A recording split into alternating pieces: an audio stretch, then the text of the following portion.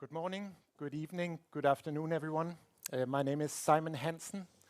I'm the Managing Director of Climate Solutions and Networks at C40 Cities. And for those of you who are not very familiar with C40, we are a group of 97 of the world's largest cities working collaboratively to tackle climate change. And it's my pleasure today to say welcome to this debate about water-safe cities. This is a debate that we are organizing in collaboration with BlocksHub. BlocksHub is a Nordic hub of organizations, startups, and businesses that are focusing on sustainable urbanism. This is the third out of 4 debates that we're doing this year. And all of these debates are focusing on how cities are making sure that as hopefully one day we are moving out of the COVID-19 crisis, we can have a green and just recovery from that crisis. I think it's fair to say that when it comes to water and adaptation, these are key challenges for C40 cities. And in many ways, you can say that with COVID-19, we have seen a crisis within a crisis. When the pandemic hit the world, cities were already dealing with the impacts of the climate crisis.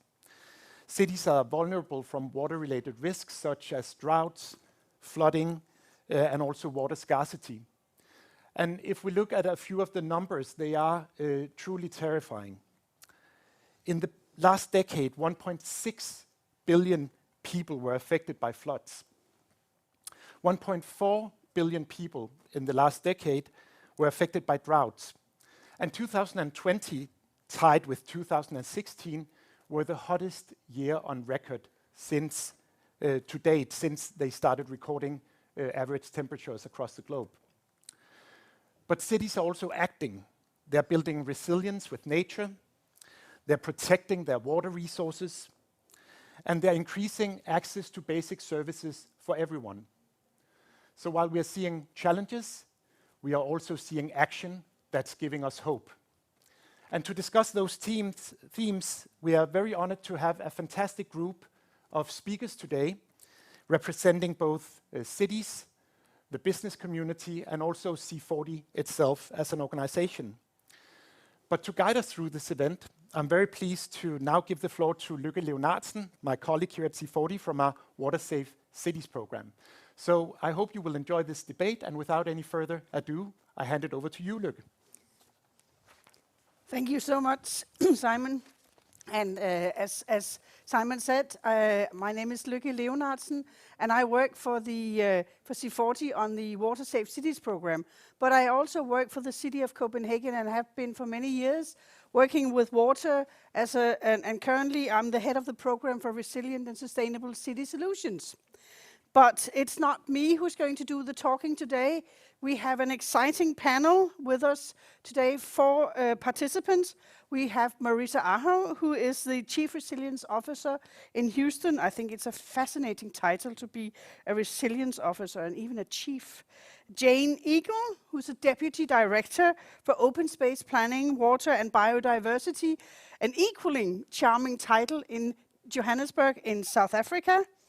We have Peter TRILLINGSGAARD, who's Group Vice President of Corporate Communication, Public Affairs and Sustainability. I hope you have an abbreviation for that, Peter, at Grundfos. And finally, Rebecca ILUNGA, who's the Network Manager for the C40 Water Security Network, which is a new network that was started only last year. So, to all of you joining us online, I would like to invite you to join in the debate, log in on YouTube and share questions and reflections. And we will share the recording of today's seminar on C40's Knowledge Hub at c40knowledgehub.org. So we have 4 rounds of questions and we have the first one, and I will go through to the panelists one by one. I'll be starting with you, Marissa. You have worked in 2 cities, working in North America on developing resilience strategies. Are there any lessons from that work that has proven particularly useful for the city of Houston during the current pandemic? I mean, are there any things that you have been taking from one part to the other? Sure, there are a lot of things. And hello, everyone. It's a pleasure to join you today. Both Los Angeles and Houston major shocks. In Los Angeles, earthquake after Hurricane Harvey. Creating comprehensive strategies for both cities allowed us to integrate our approach to addressing both of those issues in each city with climate change and equity and health disparities and a number of other shocks and stresses. And so each strategy identified as many shocks and stresses as we possibly could in order to try to solve for more than one thing. So when COVID hit, we had just released the Houston strategy in February of 2020, and it had 62 prioritized actions that we wanted to take to address. And quickly, once COVID here, we did a COVID-19 addendum to the resilience strategy that we released in May, just a few months later, showing the connection between 2/3 of the actions we prioritized before COVID to our recovery response, adaptation, and institutionalization of the challenges that were exacerbated by COVID. And so what I have learned by this is looking, not planning for the last thing, but being able to have a comprehensive approach that looks broadly, because we don't really know what the next thing's going to be. And if we have that comprehensive approach, we're more likely to be able to have our priorities align with the next thing. Well, thank you, Marissa. And the next one, the next question I'll ask will go to Jane Eagle from Johannesburg. Jane, you have been working for many, many years with climate change, with water, with biodiversity. And coming from your experience and working in Johannesburg, what do you see as some of the biggest challenges and opportunities? I mean, you could start with Johannesburg, but also if you can widen it up to other African cities regarding climate change and specifically, of course, of water. Sorry for my bad English. No problem. Can you all hear me? Loud and clear. Right. Oh, good. No, well, I think Johannesburg probably reflects what most African cities are facing, and what have been identified as our primary climate risks, and that is flooding, drought, water scarcity, food security, and then heat waves, because we are a very arid continent and the temperatures are going up. I think our average increase has been 1% over the last 10 years. So it's and that's obviously putting pressure on agricultural livelihoods, and then we're getting increased migration, either forced or economic migration, to cities. That then is putting pressure on cities to provide services, water being at the key or at the core of that, and huge sprawling settlements, and then competition for land, and that often results in people occupying flood-prone areas, which increases vulnerability. So, the whole climate change sort of pressures then putting pressure on cities to provide services. And obviously, water's at the key to even, growing an economy, providing basic services, food security, health. You can't improve health without water, so water becomes a critical aspect of the whole developmental cycle. And this is now coinciding with the COVID pandemic and all the consequences of that, where we've seen a lot of skills, actually highly skilled people taken out of the system through death, loss of breadwinners, and then folding of businesses, rising unemployment. And that's then coinciding with the reduced revenue tax base for government to then respond to these demands, and lots of budgets have had to be reallocated to social packages, social support, and just straight health issues related to the COVID crisis. and then that reduces budgets available to do normal long-term maintenance and upgrading of infrastructure. So it's kind of, there are more demands on the city and almost more pressure on the fiscus. Although I have to say, similar to the previous speaker, there were great strides made around just organizations setting up field hospitals, improving health services, and improving access to basic water for hand washing, etc. So in a way, some of those things actually benefited and were sped up. But I think, so that I don't go over my 4 minutes, which I can easily do, the challenges force African cities to be more creative and smarter about how they move forward. They've got to somehow adopt a green agenda in the way that they look at developing themselves out of the crisis and moving forward. We don't need to repeat what other cities have done or other parts of the world. We really have to find new solutions, and I think solutions that are less reliant on imported equipment and skills. I mean, we've just seen some of the technological challenges of not being able to get basic equipment for some of the sophisticated systems because planes aren't flying, factories aren't producing. So that really takes you back to nature-based solutions, because they lend themselves to decentralized setup. They lend themselves to communities participating more actively in managing and implementing those solutions. And I think one of the obstacles that African cities face and will have to try and find ways of overcoming is just a general perception that somehow nature-based solutions are inferior, that there's kind of been, fobbed off on Africa. Because somehow a cement culvert looks more impressive than a green swale. So we really do struggle with that, the perception that the nature-based solutions are somehow backward or inferior. And we have to try and see that they're actually smarter if you look at the bigger picture.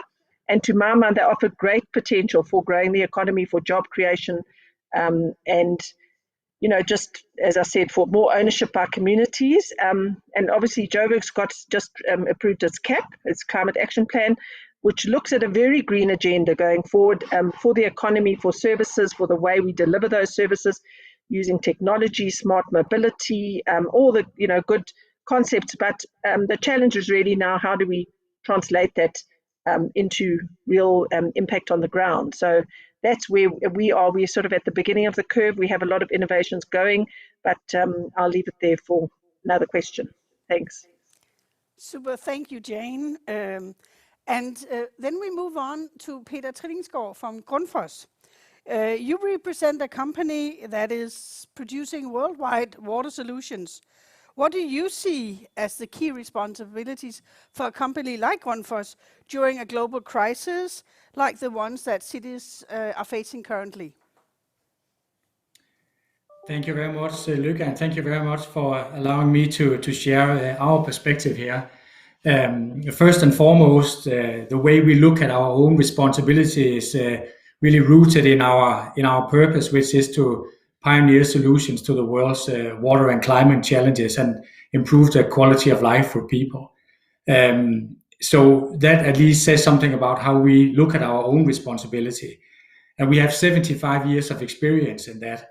And furthermore, we run our company in 60 countries and can be found in well over 100 countries in the world. So we're also a truly global player.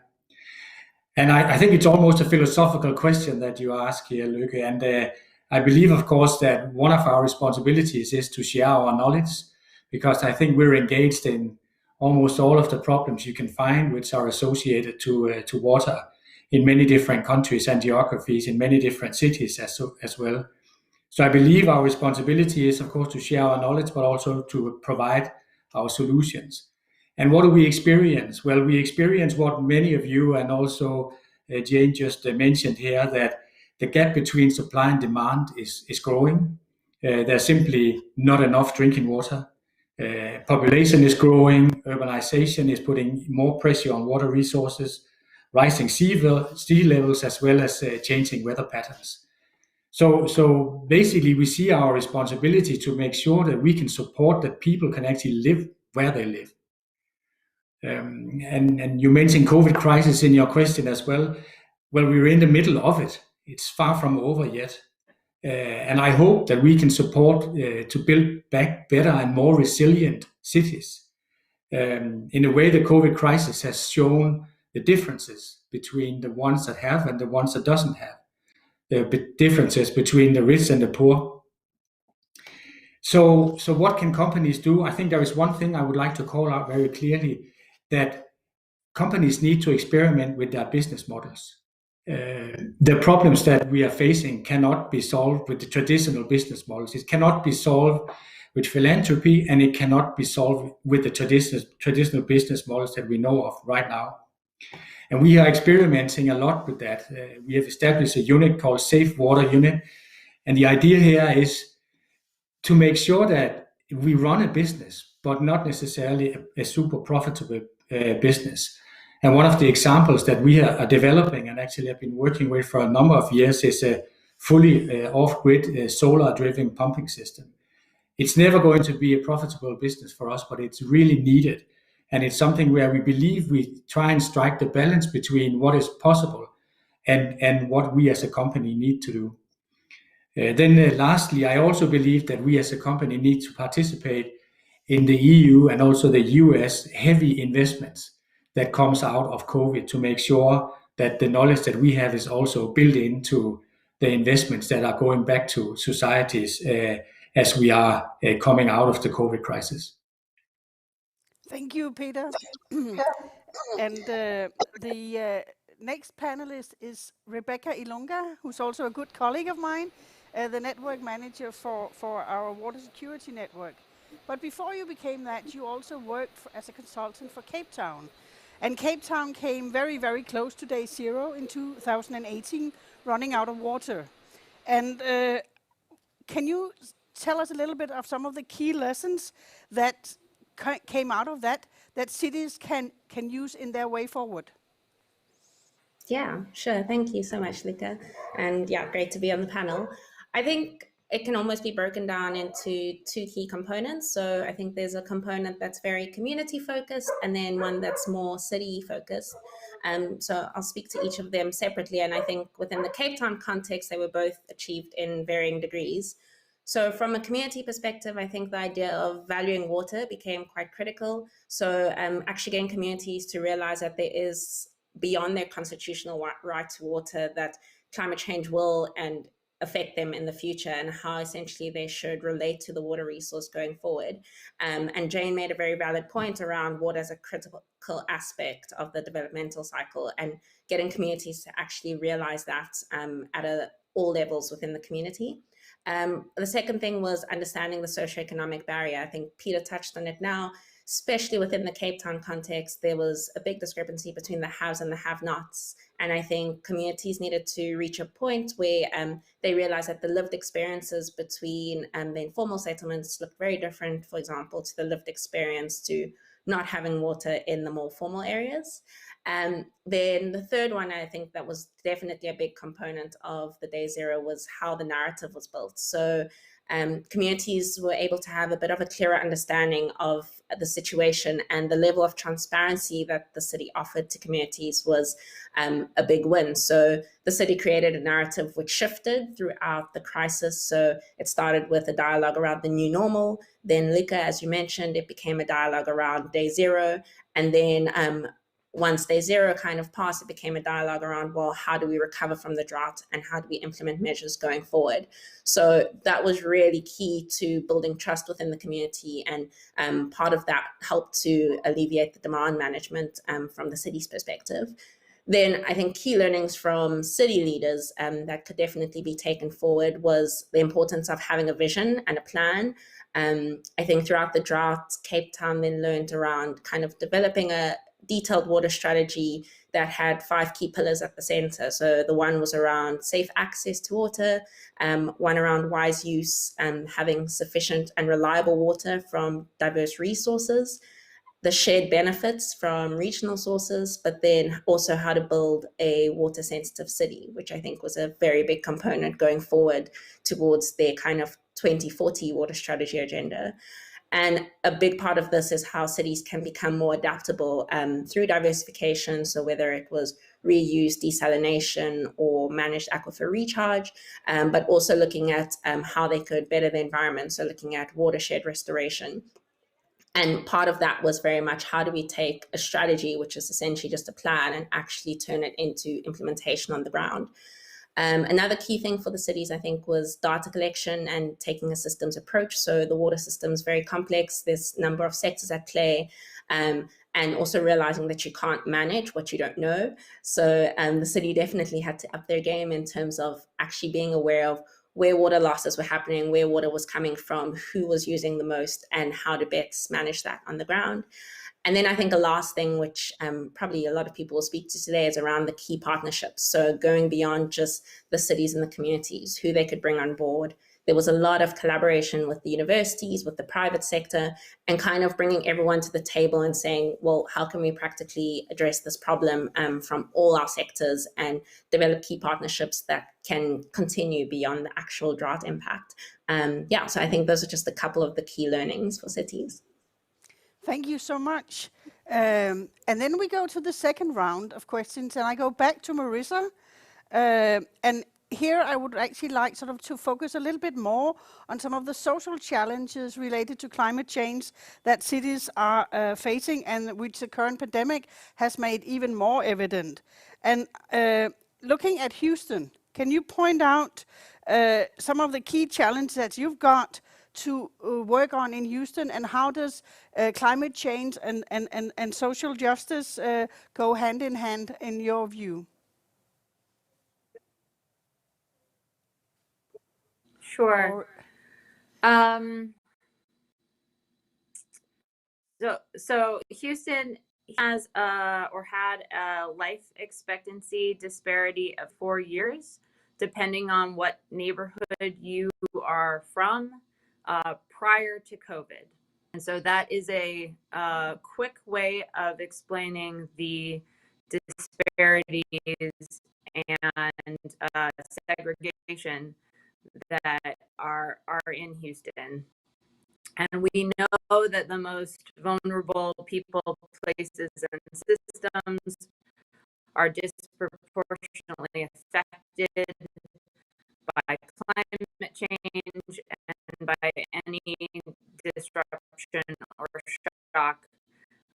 And we've had 7 declared disasters in the last 6 years. And so it's the same folks on the margins who keep on getting disproportionately affected. Most recently, in February, we had a winter storm with cascading infrastructure failure statewide. That was really a crisis within a crisis.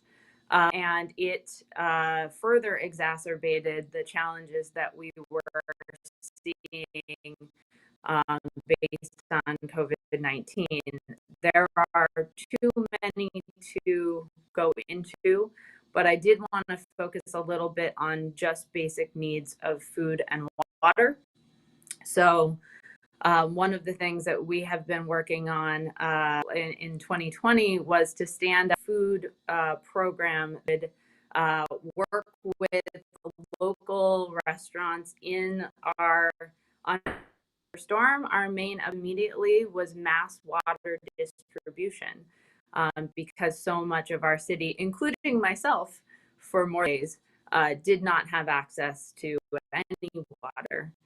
I think a lot of challenges, as we described, are the haves and have-nots. And when there is a disruption, we know that 40% of our folks don't have $400 for an emergency. And we've had so many emergencies that we're gonna, get out of this repetitive recovery mode that we are in.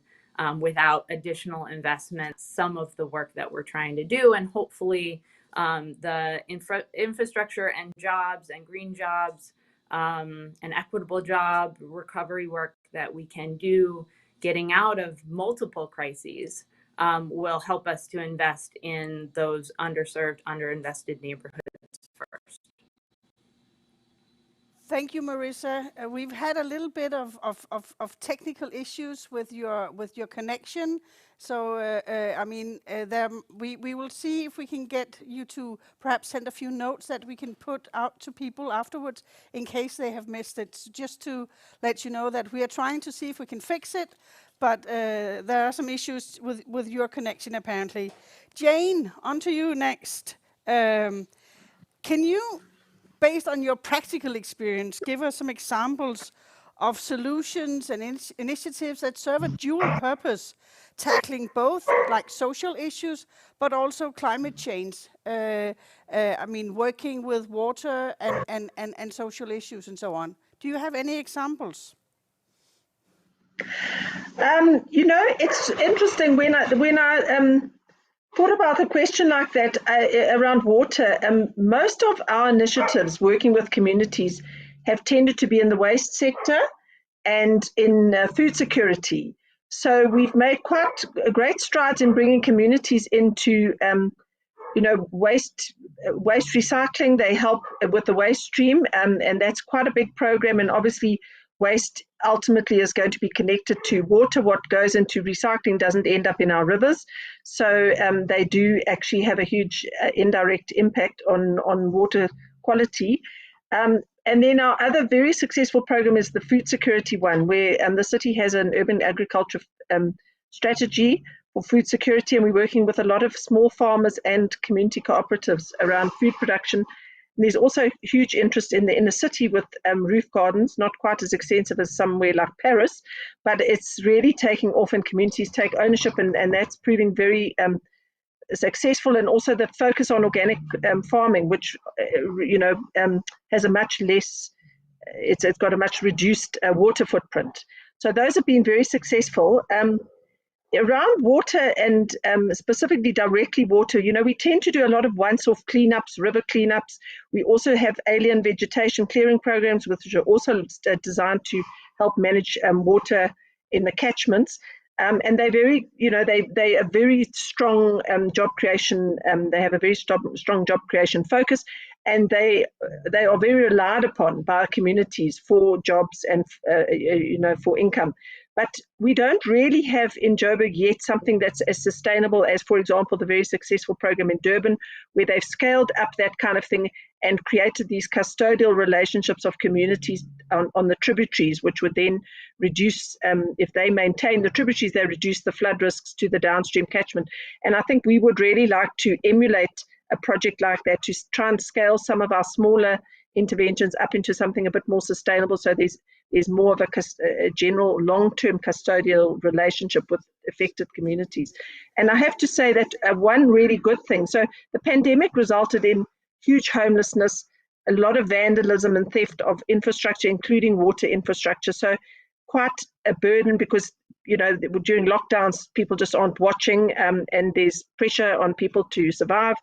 But the good thing is we've had a really strong interest from NGOs and NPOs to work with the city around improving rivers, affected water courses, and around water projects. And with a lot of skills transfer, a lot of capacity building and awareness, communities coming to the fore, wanting to help us identify recurrent illegal discharges into rivers that are affecting communities like our Alexandra community. So really such a strong interest from NPOs to work with the city around water, which has been incredibly encouraging. So I think the challenge on us is how do we take those forward and structure them, you know, into partnerships that will sustain.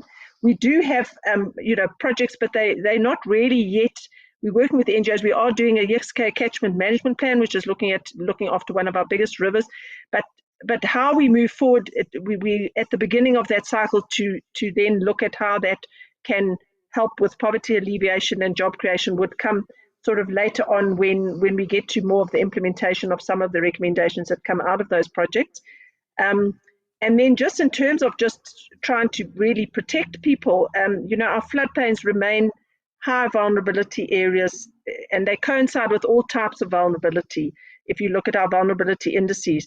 So we are trying to manage our stormwater in a much more sustainable way. We've just produced our stormwater design manual, which really focuses on nature-based solutions. And in my view, and I'm trying to sort of punt this view, because I really do believe in it, and I've seen it work elsewhere, that green solutions to stormwater management, amongst other things, hold such job creation potential.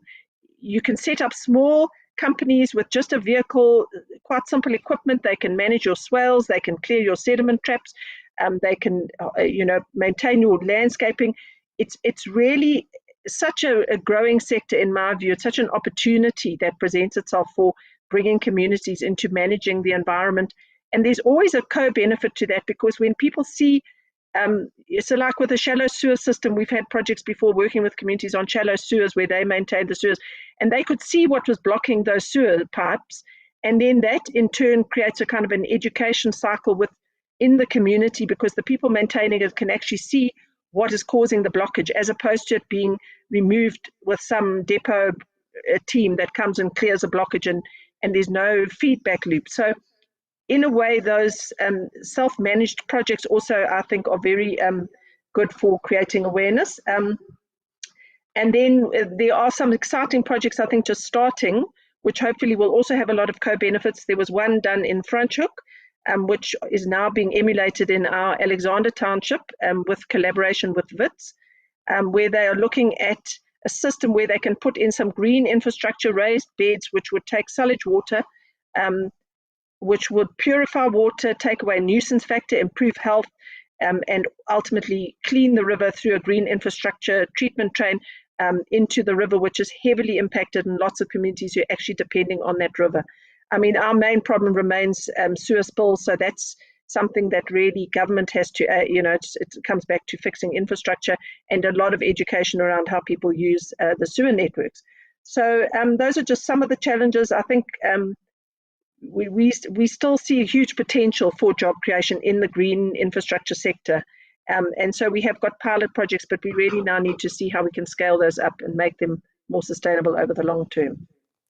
Well, thank you so much. And then moving on to Grundfos, to Peter, I'm sorry, it's going to be a little bit philosophical again, because you're a company that, I mean, you work to make products and sell products. But I mean, how do you see yourself, I mean, not yours personally, but Grundfos' role in the future when it comes to actually also alleviating social issues as a result of climate change? And is it actually possible for a company to take part in solving social issues in a market-based economy? Well, it's really a difficult question to answer, but let me just provide you with a couple of perspectives at least. You can say if we don't manage it, we don't exist. So in a way, it's pretty basic. But there are, of course, a couple of things to consider. First of all, the water market is far from perfect. It's not a perfect market today, and it's not going to be in the future. And you can just ask yourself, what's the value of water, and how do you put a monetized value on water? And in many cases, when you look at the competitive environment that we're in, you can't define it as a perfect market if something like that exists anywhere. So the competition is also already today kind of skewed. But as I said earlier, I do really believe that companies has a big role to play, and I also believe that Grundfos has a significant role to play here. And one thing which I believe is important to call out is that, when I said before that companies have to experiment with their business systems and also challenge themselves here, I also believe that some companies are better suited for that than others are. And Grundfos is owned, as an example, by a foundation. So the profit we make goes into a foundation that then can reinvest that in our company or in other things which are all related to water or climate issues. And I believe that looking at it from our vantage point, that the long-term investment that Grundfos can do and the long-term strategic thinking that Grundfos can do because of the way we are owned makes it possible for us to actually engage in partnerships with research institutions or NGOs or cities or other organizations to actually think much more long-term and orientate our business differently. And we have done that for a number of years, and also with with success in the sense that I believe we have created partnerships and also showed that we can deliver value to societies in a different way. As an example, we built our we already started our business in Africa in the 1950s, and we have delivered these solar plants since the mid 80s. And in a way, you can say for the solar-driven pumping stations, it's never going to be a profitable thing for us, but it's still something that we are going to invest heavily in. And by the way, in that process, we've also learned a lot that we can then take and use elsewhere. And then last but not least, I think that both as an individual company, you can do a lot. We employ 20,000 people, and we have quite a number of people, I think almost 4% with reduced work capacity. So as a company, you can also do a lot in actually thinking about how you engage in the societies that you're in and how you take a responsibility there. And then also, I think that one of the things that we also do a lot in is that raising awareness and using the PR machine which the company has, because we do compete with all other companies in this sector. But you can also use your PR machine to actually raise awareness to the issues that we are talking about today, which is something that then we also invest quite heavily in. So I do really believe that companies can do a lot to also alleviate social issues while they are profitable. If they can't, they're probably not here in 5 or 10 years from now. Okay, thank you. That's a sobering remark. Moving on to Rebecca. With your experience on working with cities in Africa, where we know that there are social issues, inequality, poverty, health, and education, how do we actually avoid these becoming even bigger as we come out of this pandemic? I mean, leaving actually people behind as a result of what we're going through at the moment. Sure, that's actually a great question. Also borderline philosophical, but I think wearing my engineering hat first and kind of looking at it from a technical component, it's very much focused around going beyond the assumptions that we make within our little offices or when we're sitting as a team, and actually going down to the ground and leveraging the local knowledge. I guess just from my past project experience, we can't underestimate the benefit of actually having conversations with the communities to get to the bottom of understanding the challenges they face. And only from then can you actually start coming up with efficient, practical solutions. And then I guess off the back of that, there's also a lot of value in who you bring to the room. I think it's too easy sometimes to bring the same people into the conversation and you'll always end up with the same solution. So I think from a technical component, a lot of companies or I guess technical practitioners really need to start looking at who are we bringing into these conversations to solve this problem post-pandemic? And if it's the same people that we had in the room pre-pandemic, maybe we need to reevaluate that. Then wearing, I guess, the city hat, there's very much a focus on building adaptive capacity. And I think that's going to be a critical factor for achieving a state of resilience going forward post-pandemic. And that looks like multiple things. I think the one thing in a global south context, the conversation around equity. So how do we ensure equitable distribution of resources? Like I said, especially in the global south context, given that a lot of those communities are the most vulnerable. A conversation around technology. So what are cities' current technology in development and communities, and what is their willingness to adopt new technologies, but also ensuring that these technologies are appropriate for the communities in which they're going to be implemented. Another component is around the infrastructure, and I think Jane touched on it earlier around the conversation between green and grey infrastructure, but also going beyond that, there's a conversation around kind of the social infrastructure within cities. So how do we build that social infrastructure and that hard infrastructure, whether it's green or grey, to gain a better understanding of the systems that support a city? And then also a piece on institutions. So this links a little bit to the technical component around how do we build institutional support, and then how do we take that support to communities, but also looking at public-private partnerships, partnering with community-based organizations to really ensure that these solutions are not created within a vacuum. And then there's a knowledge piece around, well, if you know what's actually happening on the ground, and if you have the required information or data, you're able to build more capacity in these communities going forward, whether it's with regards to health or with regards to education. And I think we really saw that in the pandemic around how can we build capacity on the ground to ensure that we're not always waiting for kind of someone to come from externally and help support.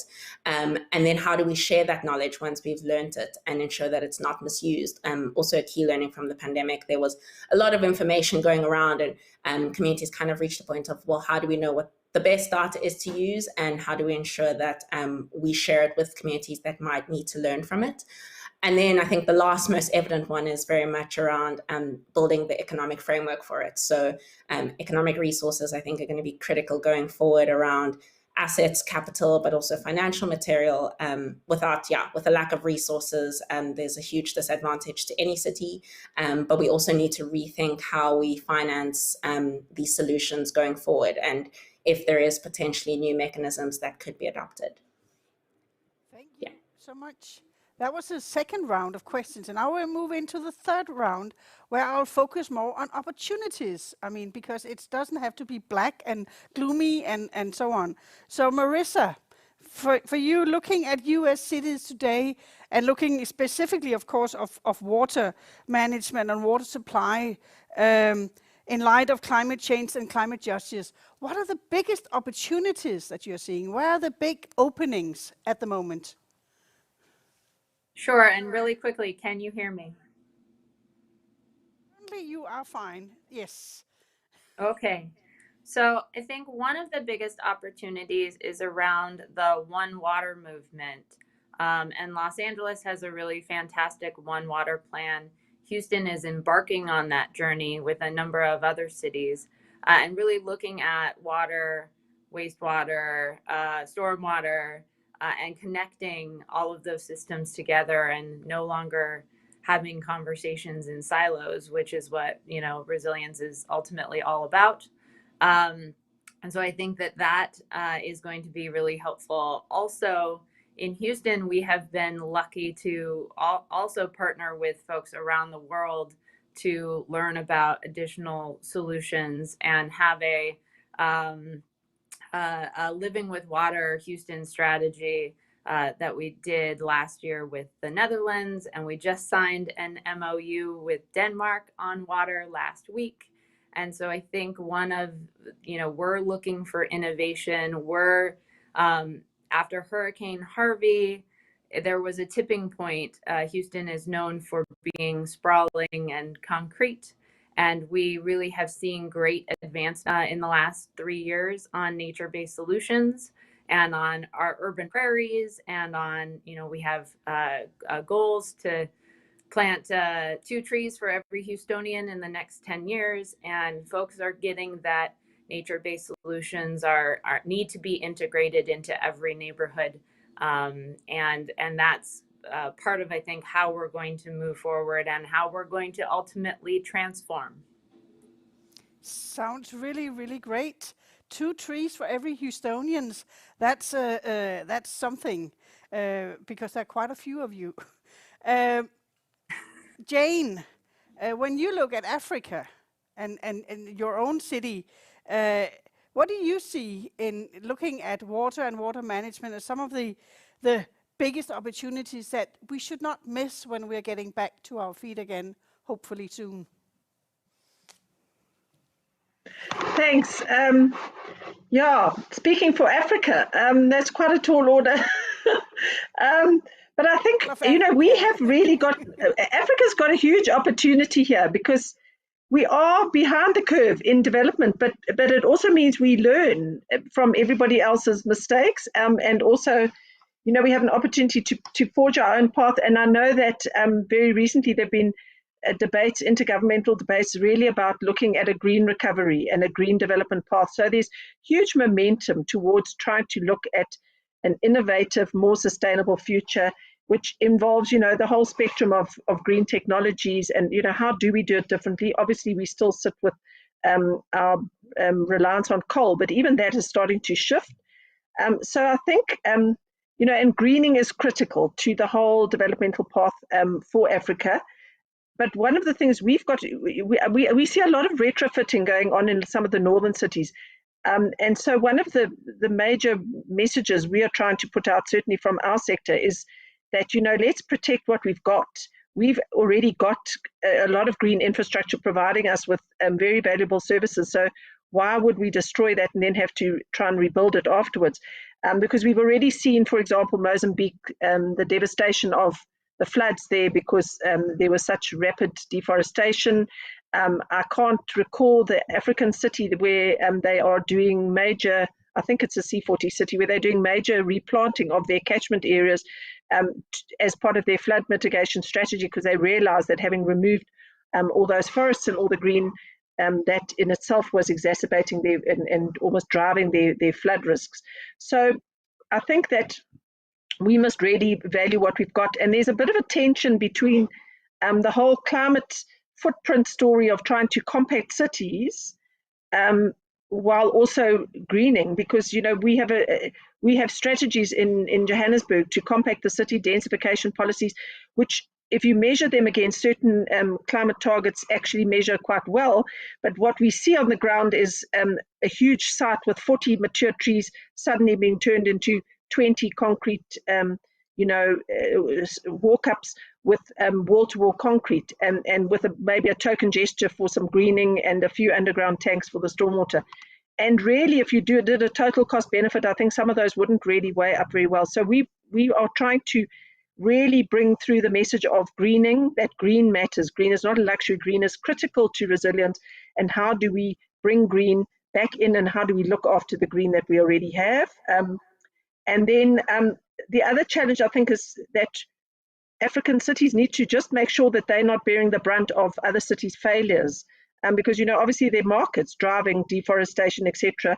So, you know, Africa needs to guard against what technology is being exported that's actually appropriate, and what is actually where other countries have maybe overexploited their resources, that then they come to Africa to exploit here and dump waste here, etc. So I think that's still the challenge.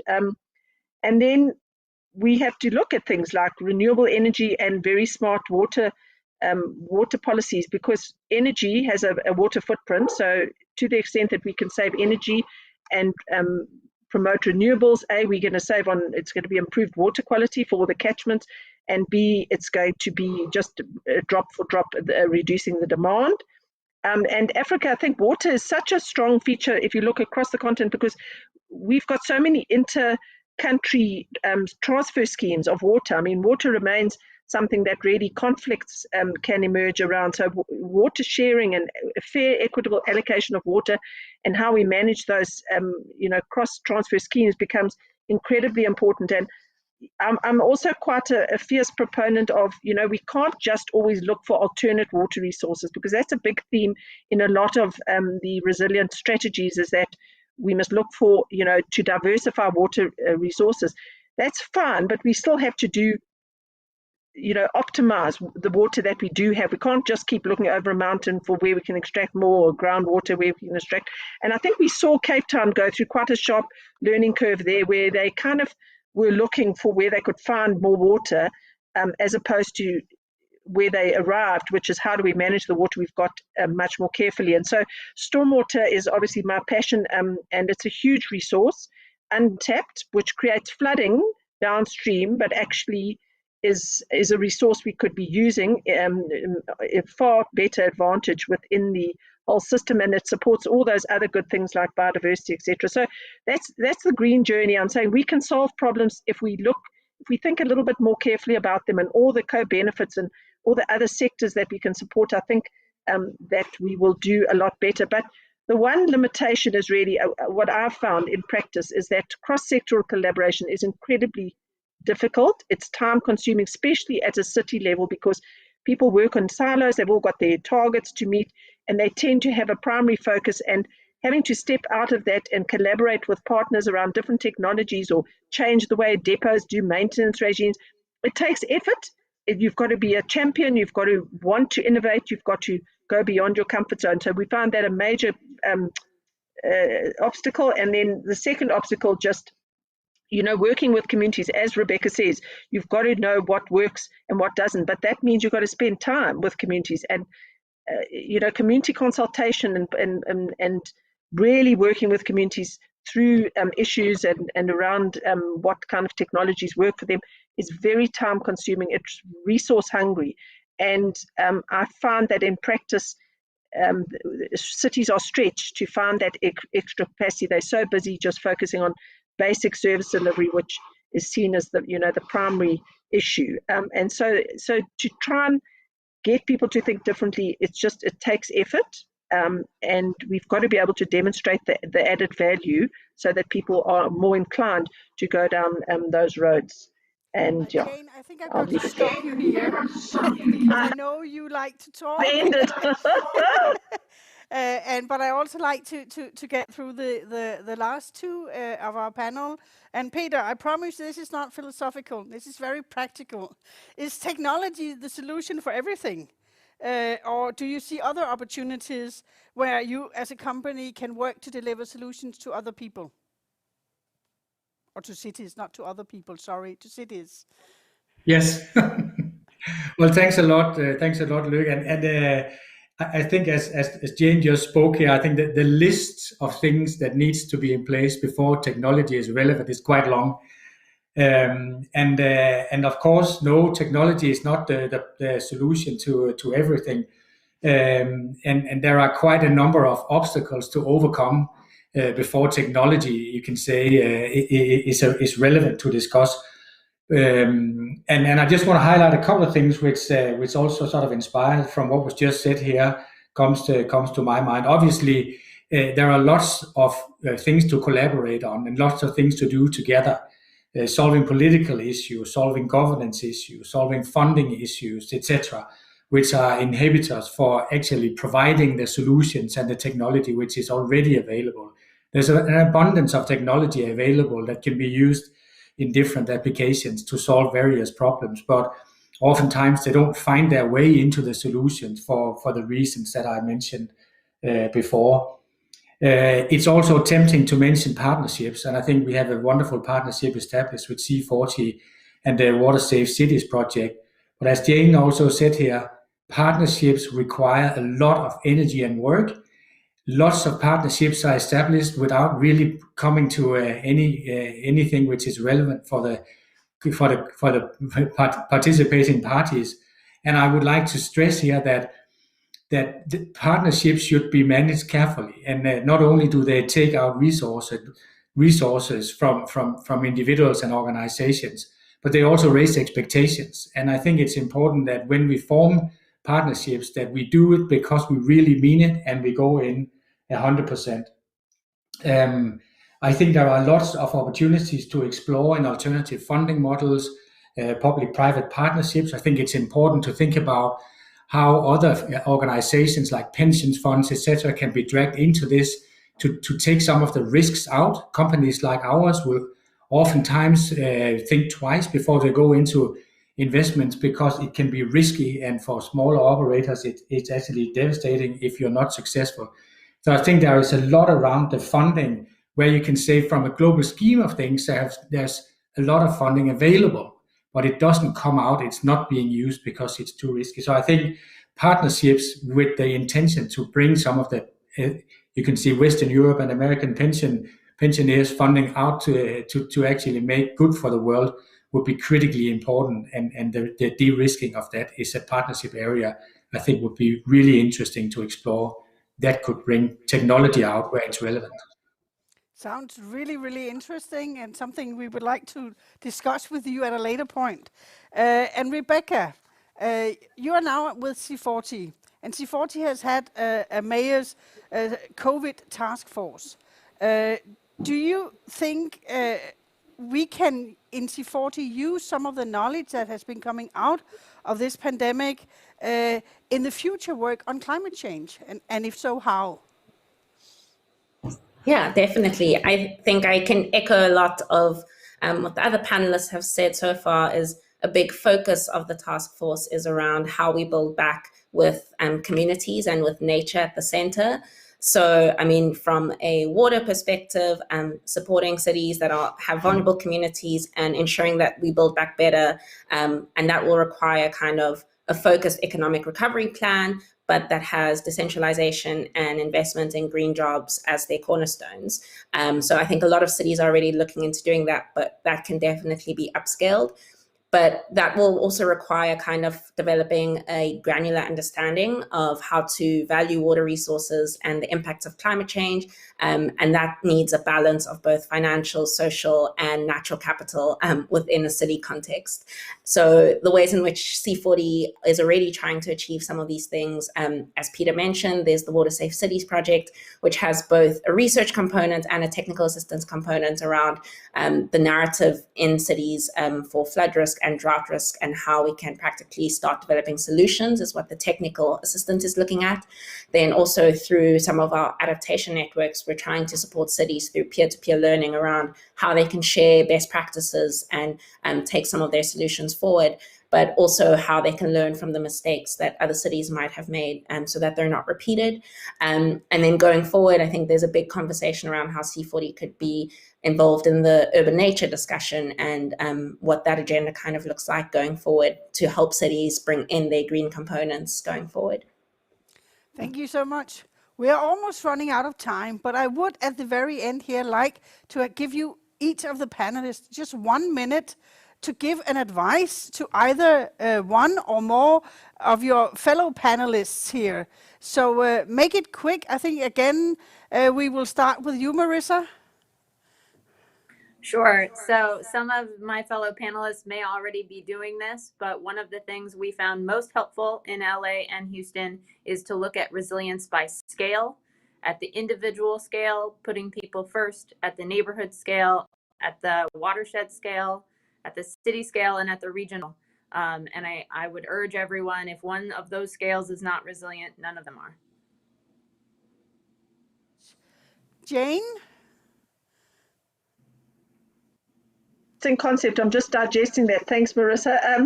My two things are really, my first, just to say collaboration is, collaborative networks to me are absolutely key. I can't tell you how invaluable the C40 network has been, because what it does is gives sort of confidence to peers that you're on the right track. You can see other people grappling with the same issues, and you get a sense of confidence and that you can move forward. So I really find them invaluable just for all the technical and moral support. And then just another issue to say, how I think data remains absolutely critical as a tool for understanding, and then as a tool for persuading decision makers, and just being able to illuminate issues. Data is just key, and it doesn't always have to be formal data. Again, we've seen how just community data around flooding, it can be scaled up to even be built into a flood risk model. So data for me is still a magic thing that can illuminate so much. Thank you. Thank you. And Peter? Yes, thanks a lot. Well, two quick things. One, I think that the partnerships, it's been mentioned a couple of times. The ones we were in, we have to mean it, and we have to get out of the ones that are just there because it's PR, whatever it is. And the second thing is, and I'm going to let you in, maybe not a big secret, companies can be very complacent. So I'd recommend that for all of you that are working with taxpayers' money, challenge the companies you are working with a lot. They can deliver much more than you think. We become complacent. We become better when we are challenged, in particularly by someone like you. That's a very good advice. We will bring that back home. Rebecca, you're the last one. Sure, and I'll keep it brief. I think we've been given the opportunity to find new solutions that are equitable and inclusive for both communities and nature. So my one piece of advice would be to not shy away from disrupting the status quo, and to embrace the system complexity. To not go back to normal, because normal never was. Thank you so much. Thank you, Marissa. Thank you, Jane. Thank you, Peter. Thank you, Rebecca. And just to close up and say, we will have a final webinar in this series in June about creating healthy and green cities, with a specific focus on creating the 15-minute city. Please stay updated on our the Blogshop event page once we get closer. And then once again, thank you to the panelists that joined us today. Thank you so much for everyone who has joined.